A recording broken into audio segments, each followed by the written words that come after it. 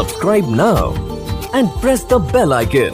कवन सुकाज कठिन जग माही, जो नहीं होए तात तुम पाही।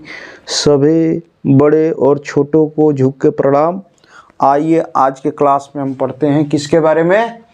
हिस्ट्री के बारे में। किसके बारे में पढ़ेंगे बाबू? हिस्ट्री के बारे में। हिस्ट्री क्या होता है थोड़ा सा 1 मिनट हम बात करेंगे, उसके बाद टॉपिक पर चलते हैं, ठीक है। सबसे पहले हम जानेंगे कि हिस्ट्री का मतलब क्या होता है। देखिए, हिस्ट्री का मतलब ये होता है कि हमारे मतलब बहुत सारी किताबों में ये लिखा हुआ है कि स्टडी ऑफ पास्ट के बारे में स्टडी करना ही क्या है? हिस्ट्री है। अमूमन मैक्सिमम किताबों में ये लिखा हुआ है, लेकिन मेरा मानना ये है कि पास्ट में जो भी इम्पॉर्टेंट इंसिडेंट हुई हैं, उनके बारे में स्टडी करना ही क्या होता है?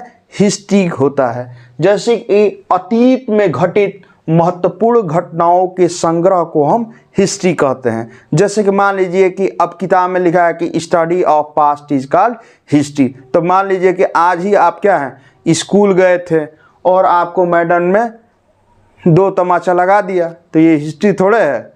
अब जैसा मान लो आज खाना बना था, कुछ खाए हो, बर्गर मान लो कि खाए हो, तो ये हिस्ट्री थोड़े है। जैसे आप अपने दादा के परदादा के बारे में नहीं पढ़ते हैं, लेकिन आप महात्मा गांधी, भगत सिंह, राजगुरु, सुखदेव, चंद्रशेखर आज़ाद के बारे में पढ़ते हैं।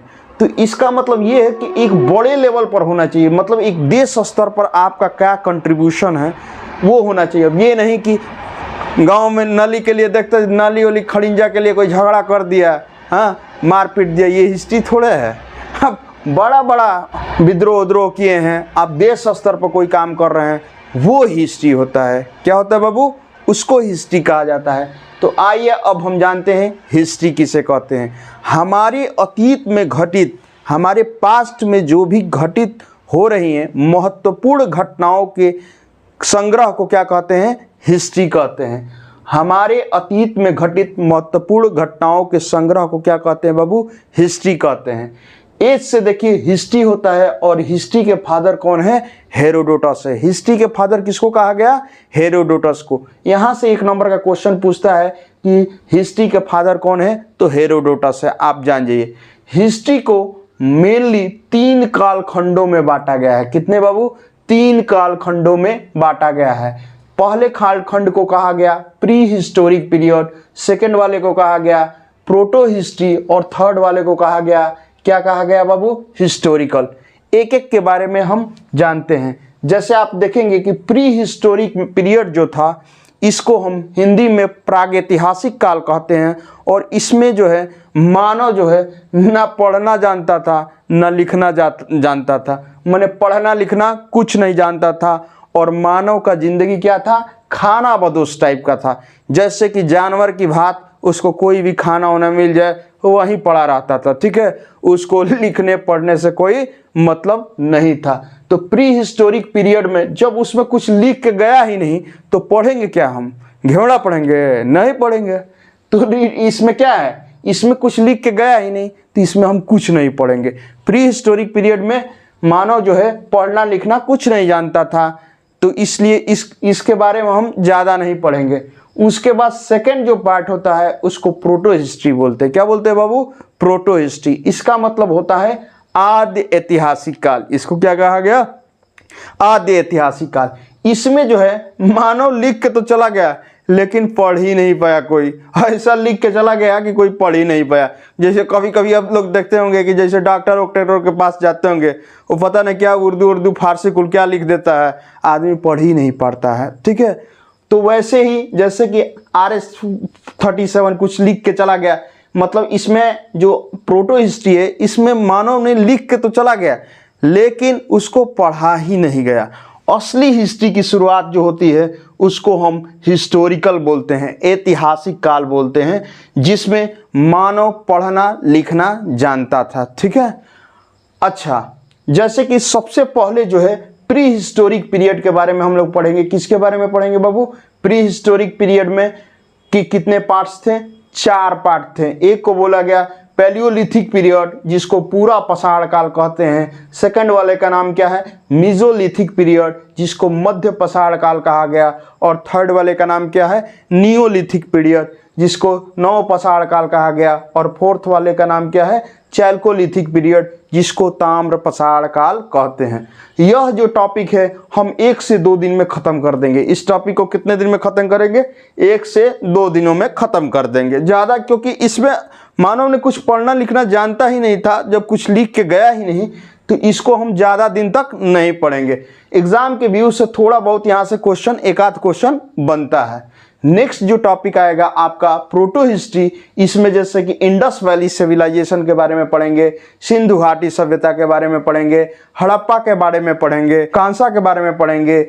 ये भी लगभग 8 से 10 क्लास में इसको हम खत्म कर देंगे अच्छे से। और जो मेन हिस्ट्री स्टार्ट होगा वह कहाँ से स्टार्ट होगा बाबू, हिस्टोरिकल पीरियड में। हिस्टोरिकल में सबसे पहले हम पढ़ेंगे एंशिएंट हिस्ट्री के बारे में। किसके बारे में पढ़ेंगे, एंशिएंट हिस्ट्री के बारे में पढ़ेंगे। उसके बाद मेडिवल हिस्ट्री के बारे में पढ़ेंगे, मध्य पसाड़ काल के बारे में पढ़ेंगे। उसके बाद मॉडर्न पीरियड के बारे में पढ़ेंगे, आधुनिक काल के बारे में पढ़ेंगे। इसके बाद जो है INM के बारे में पढ़ेंगे। यह एक बहुत ही मोस्ट इम्पॉर्टेंट टॉपिक होता है जो हर एक एग्जाम में पूछा जाता है। इंडियन नेशनल मूवमेंट जिसको बोलते हैं भारतीय राष्ट्रीय आंदोलन, जिसमें हम महात्मा गांधी के बारे में पढ़ेंगे, चंद्रशेखर आज़ाद, भगत सिंह, राजगुरु, चक्रवर्ती, राजगोपालाचारी, सब जो महान स्वतंत्रता सेनानी हैं जो हमारे देश के लिए अपने प्राणों को न्यौछावर किए, उनके बारे में पढ़ेंगे। तो मेन जो टॉपिक है हमारा वो ये है। ये लगभग हम 5 से 6 महीने लगातार एक एक क्लास पढ़ेंगे, तब जाके हम डीप हिस्ट्री पढ़ पाएंगे। जैसे कि मान लीजिए कि सबसे पहले हम पढ़ेंगे किसके बारे में बाबू, प्री हिस्टोरिक पीरियड में। किसके बारे में पढ़ेंगे, प्री हिस्टोरिक पीरियड के बारे में पढ़ेंगे। सबसे पहले किसके बारे में पढ़ेंगे बाबू, प्री हिस्टोरिक पीरियड में। उसके बाद पैलियोलिथिक पीरियड के बारे में, मीजोलिथिक पीरियड के बारे में, उसके बाद नियोलिथिक पीरियड के बारे में, चैल्कोलिथिक पीरियड के बारे में पढ़ेंगे। उसके बाद प्रोटो हिस्ट्री के बारे में पढ़ेंगे, जैसे कि इंडस वैली सिविलाइजेशन, हड़प्पा के बारे में पढ़ेंगे। उसके बाद हम क्या पढ़ेंगे बाबू, ऐतिहासिक पीरियड में एंशिएंट हिस्ट्री, उसके बाद मेडिवल हिस्ट्री, उसके बाद मॉडर्न हिस्ट्री, उसके बाद इंडियन नेशनल मूवमेंट और कुछ जैसे कि वर्ल्ड हिस्ट्री के बारे में पढ़ेंगे, जिसमें हम ये पढ़ेंगे अमेरिकन क्रांति के बारे में पढ़ेंगे, फ्रांसीसी क्रांति के बारे में पढ़ेंगे, रशियन क्रांति के बारे में पढ़ेंगे, चीनी क्रांति के बारे में पढ़ेंगे, वर्ल्ड स्तर की थोड़ा बहुत हिस्ट्री पढ़ेंगे। ठीक है, तो हम जो कल से हम इस क्लास को स्टार्ट करेंगे। कल से क्या करेंगे बाबू, इस क्लास को हम स्टार्ट करेंगे। जैसे कि मैंने आज पूरा बता दिया कि हम लोग का मास्टर प्लान क्या रहेगा, हिस्ट्री के प्रति मास्टर प्लान क्या रहेगा। और आप लोग मेरे साथ दीजिए, हम पूरा हिस्ट्री को एक एक टॉपिक को समझाएंगे आपको। जैसे कि आपको ancient history, medieval history, Indian national movement, modern history, उस वर्ल्ड हिस्ट्री, ये सब के सब हम अच्छे से समझेंगे। जैसे कि मान लीजिए कि ये वाला है, मैं कल स्टार्ट करूंगा इसको। कब से स्टार्ट करूंगा, कल से स्टार्ट करूंगा और कल से परसों तक इसको पूरा हम कंप्लीट कर लेंगे। कंप्लीट करने के बाद जैसे हमारा प्लान ये रहेगा कि जैसे कंप्लीट करेंगे कोई टॉपिक कंप्लीट, उस पे जितने आए हुए एग्जाम के क्वेश्चन हैं उन सबको हम क्या कर लेंगे, सॉल्व करेंगे। ठीक है, चलते हैं बाबू, नमस्कार, सभी को प्रणाम। Subscribe now and press the bell icon.